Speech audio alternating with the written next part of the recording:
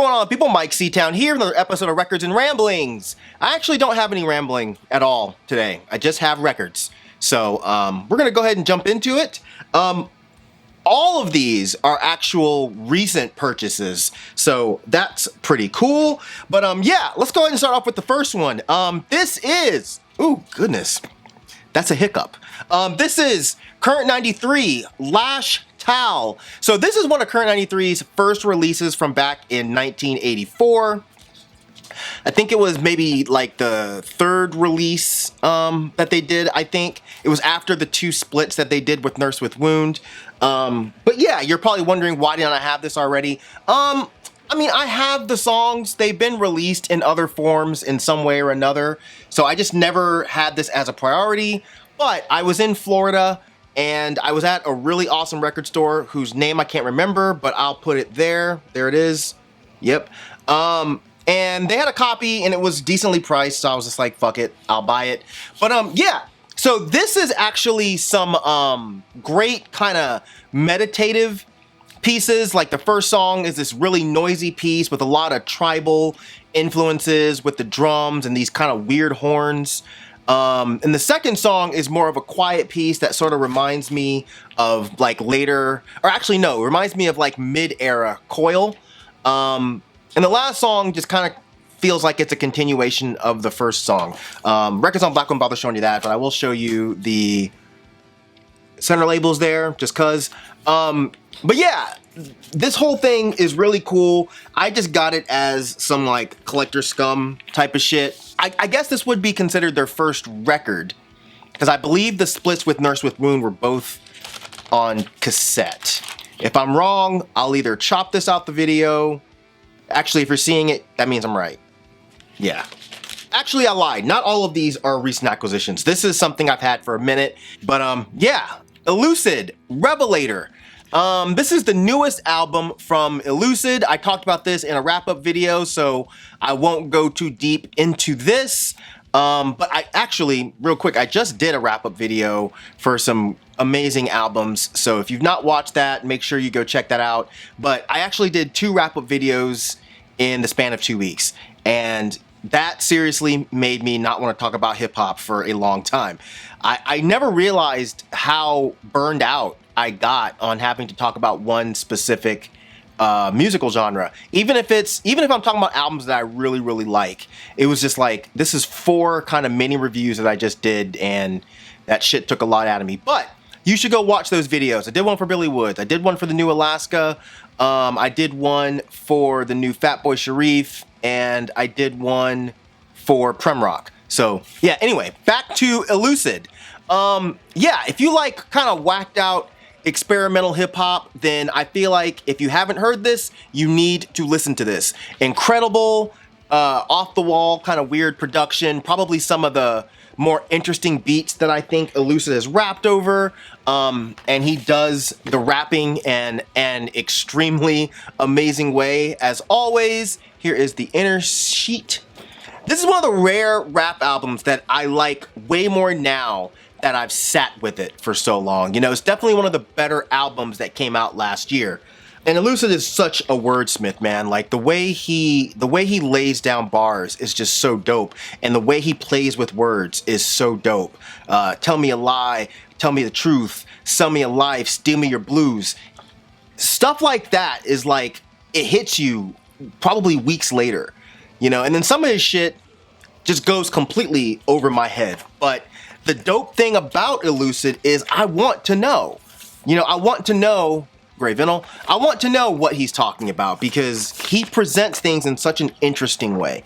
But yeah, if you've not heard this album, make sure you go check it out. I wish I could be this happy, don't you? Don't you wish you could just be like, I'm gonna walk across a bridge and just fucking post up real quick and just smile at life. You know what I mean? I love this picture.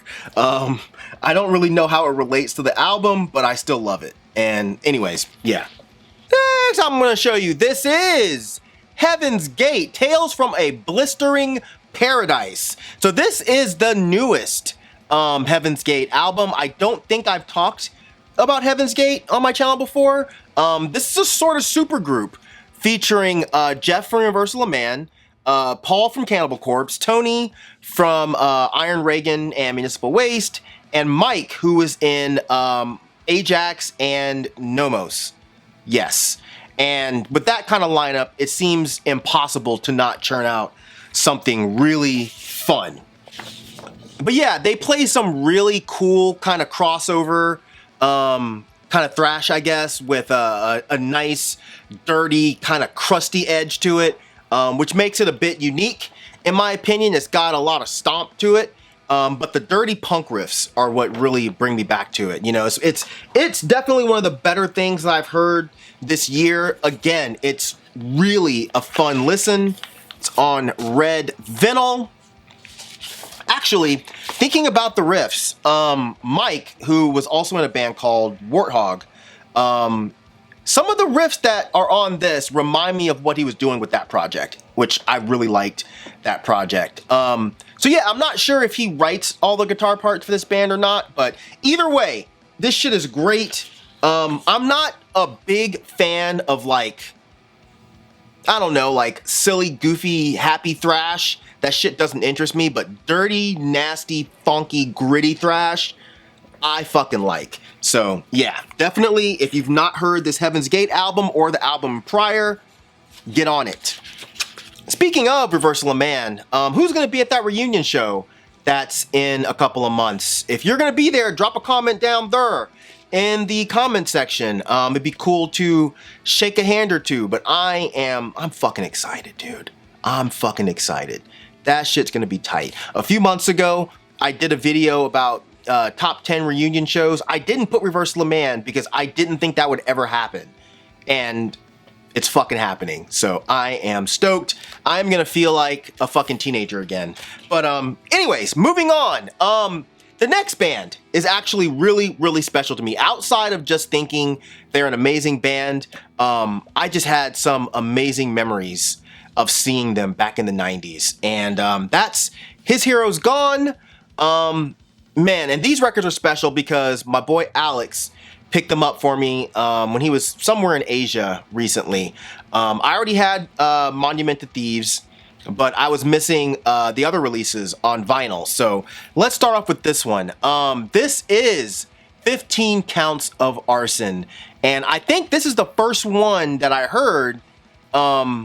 It actually came out back in 97, but it's their second album, and it's some of the fucking heaviest, filthiest, crusty hardcore you will hear. Some of it's slow and sludgy, some of it's fast and pissed off, but it's all awesome. Records on Black won't bother showing you that, but I will show you again that fucking cool center label there. I didn't think to ask Alex when he was buying this for me if it had the insert. And when I got it, I discovered that it didn't, which is okay. It's honestly fine. I probably would have, there's no probably. I would have still bought it, you know? So yeah, I just went online and I found a download of it. So I just printed out my own because I am a fucking nerd and I don't like having things be incomplete. And hey man, like what's more fucking punk than having a printout of a printout? You know what I mean? Like, they'd probably appreciate that, I would think. But if anybody actually has this record and wants to photocopy the insert for me and mail it, I would totally pay you for it. Otherwise, I'm perfectly fine with just having this. But if you've not heard His Hero's Gone and you want to hear one of the best bands you'll ever hear, then yes, do that. Because this band was absolutely incredible. And here is another His Hero's Gone record. This is the Plot Sickens. I was really excited to score this. This is actually, this might be my favorite of their releases. This one came out in 98. It's a little faster, a little meaner. This one seriously sounds like the soundtrack to a riot. If that sounds kind of cool to you, then you should definitely hear this album. If that sounds cheesy to you, then you're a dork. If you get the CD version of this record, it also has the Fool's Gold 7-inch as well as some live songs. And yeah, if you listen to the live songs, you can just imagine how insane it was to see these guys live back in the day. Now this might be another one of those bands that I would fly for a reunion show. But yeah, this shit is just so goddamn good. Records on Black won't bother showing you that. I know that some of the guys from His Heroes Gone have actually done other bands. Like I think they did From Ashes Rise, and I believe one or maybe two people were in Tragedy. And I like both of those bands, but they never hit me the way His Heroes Gone has. I feel like it'll hit me one of these days, because I'm a late bloomer on certain bands sometimes, which I don't know, it's just a thing. But yeah. All of those bands are awesome, but His Heroes Gone is something different, dude. It really is something different. But yeah, moving on. The next record I'm going to show in this edition of Records and Ramblings, this is Nyredolk. I'm sure I'm pronouncing that wrong, and I'm not even going to try to pronounce the name of this album. Well, Barndommens, it's right there. It's right there. I haven't seen anyone talking about this album, and it's one of the better things I've heard this year, honestly. But if you don't know Nyredolk, they're a punky black metal band from Denmark. I love that shit. That shit's cool. Who I think do the sound, like the punky black metal sound. I think they do it better than most others who try to do that sound. Everything they do just comes off very sincere to me. But yeah, the music is fast. It's filthy. It's aggressive. The guitars are fucking awesome. The drummer hits hard, the vocals fit perfectly, and yeah, I like their aesthetic, man. I think they look creepy to me. Yeah. But yeah, this is the first thing that they've done in 5 years, I believe. I really liked Green Vinyl. I really liked the demo that they did back in 2018, which was probably on my best of the year list for that year. I didn't love the EP that they dropped after that. So I thought they were kind of done because they just weren't releasing anything. And then they dropped this album out of nowhere, and it's better than I could have imagined. It reminds me a bit of something that you would hear on like Youth Attack, you know, but a bit more metal, I guess. So like, I don't know, like I feel like if you really liked City Hunter or Cadaver Dog, and you wish that they had a little bit more black metal in their sound, then I think that this is up your alley. So, yeah. I was just thinking, aren't you guys glad that I edit out me having to put records back in sleeves? Like, I watch some people's vinyl videos, and they leave all that shit in there. And that's their choice. I'm not shitting on anybody. But, man, it would frustrate me watching me have to put records back in sleeves, because it never goes perfectly, you know what I mean? You can't get a fucking corner in, then the corner tears, and you're like, fuck, now I gotta get a new sleeve. It's just fucking annoying, you know? But I think y'all should thank me for not leaving that shit in videos, man, because you don't wanna watch your boy struggle, right? You want the best for me, I think. And the best for me is not watching me make an ass of myself, at least not unintentionally. The next record I'm gonna show in this dish of Records and Ramblings, hold on, is this. This is Oerheks. Not sure if I'm pronouncing that properly. Heksen and Geesten van Brabant, 10-inch. So yeah, so this is an atmospheric band from Belgium. I can't remember if I've talked about them on here before. I think I had one of their albums on my best of the year list maybe recently.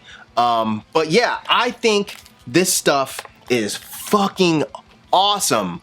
It's one of the guys from Hypothermia, and it's a one-man project, and it's absolutely insane to me that this is one man doing all this. It's always impressive to me when I hear a one-man black metal project, or one-person black metal project, and it's hard to tell which instrument the musician is the most proficient in. Like, there are some one-man black metal projects that you hear where you're like, oh, this dude's a guitar player, and he just happened to try to play drums. I won't say who I'm talking about, but I'm sure y'all know.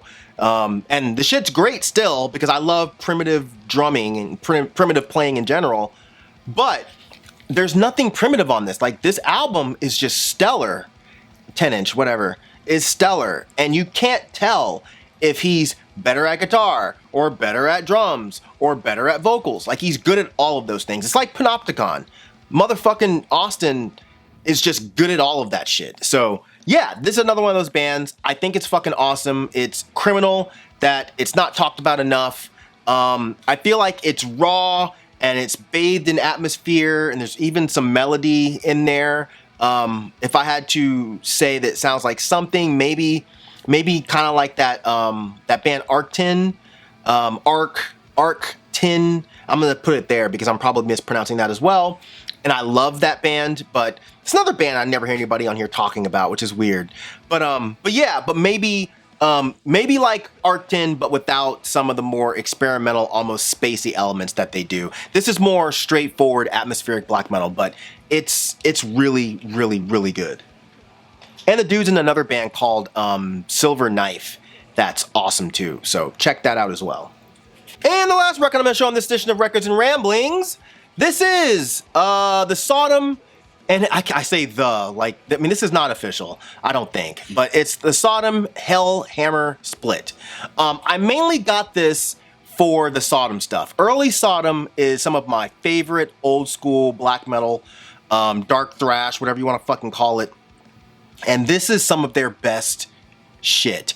The first song is one of my all-time favorite Sodom songs. Outbreak of Evil. Sound just the fuck like it. Just the fuck like it. Yeah, that song comes out the gate hard, and it just never stops. This whole thing just never fucking stops. And I've always loved Tom's vocals. And just the general underproduced sound that they gave here just worked beautifully. Like I said earlier, when it comes to thrash, I'm more attracted to the darker, dirtier stuff. The more happy, silly, you know, let's have a party hardy, beer and boobs kind of shit. That shit does nothing for me. It doesn't interest me. So this stuff is where it's at. You know, it's like how I tell people that my favorite Anthrax material is Fistful of Metal, and people get shocked, they get confused, they get angry because that's what people do because, you know, people are dorks. But like, later Anthrax is cool. It really is. Later Anthrax is cool, but nothing beats Metal Thrash and Mad to me, okay? Nothing beats that shit. The other side of this is the Hellhammer stuff, and that, unbelievable. Okay, the Hellhammer material on here is unbelievable. This is their EP that came out in like 1984. And I believe this is the final material that they did before breaking up and forming Celtic Frost. And like I was saying earlier, this is the inside, which is really cool. Like I was saying earlier, I'm a late bloomer to certain bands, and Celtic Frost is one of those bands. I did not like Celtic Frost until I was in my 30s. And I'd heard them plenty, but they never did it for me. The ooh and the kind of weird, slow-ish riffs didn't work. And then one day, I put them on and I was like, oh shit, this is awesome. What the fuck have I been on lately? So yeah, I like the Hellhammer stuff a little bit more because it's more filthy and it's fast. And it's obvious, it's very obvious that this was a precursor to black metal. Motherfuckers that try to argue that shit, y'all sound stupid, okay? Even the slower stuff, like the song Triumph of Death, it sounds like some twisted, dark, evil sounding shit, and it easily sounds like something that influenced the later sounds of black metal, especially when you listen to like some of the earlier Dark Throne albums. Like, come on, man, y'all are lying to yourself. But again, I got this mostly for the Sodom material. I hate that it's impossible to get Sodom records without them being a fucking $1 million. Like, why has no one reissued these? I don't get it. Like, maybe Sodom doesn't want anybody to reissue them, but I feel like they would sell like crazy if somebody did. Because like, see, this is what I'm talking about with me trying to put shit back in sleeves. This is fucking ridiculous. What was I saying? Sodom records, they're hard to come by. And they're like, some of them go for hundreds of dollars, like the early ones. And those are the ones I want. And I don't understand why some metal label has not stepped up and been like, yes, let's reissue all of that. I can't imagine that that has not already happened. So I imagine that there's some kind of issue with doing it. maybe the band members don't like each other anymore, or maybe I don't know, but there's something going on. But god damn it, if anybody, I hate to do this, but fuck, it's not like there's an option to do something else. If anybody, it's my phone, hold on. Okay, so what I was gonna say is, if anybody ever comes across Sodom records, even if it's like unofficial ones like that, I'll buy them. Of course, I would prefer to buy official copies, but if they're just not available, I don't really have that big of a problem buying unofficial ones. So yeah, if you see any of the old, early Sodom records, shoot them shits to me, because I will jump on that motherfucker. All right? But yeah, hopefully the band reissues that shit. That would be seriously awesome. But yeah, that's gonna do it for this edition of Records and Ramblings. Hope y'all enjoyed it. As usual, thank you for living, thank you for loving, thank you for being you, and I will see y'all next time. All right? Peace out.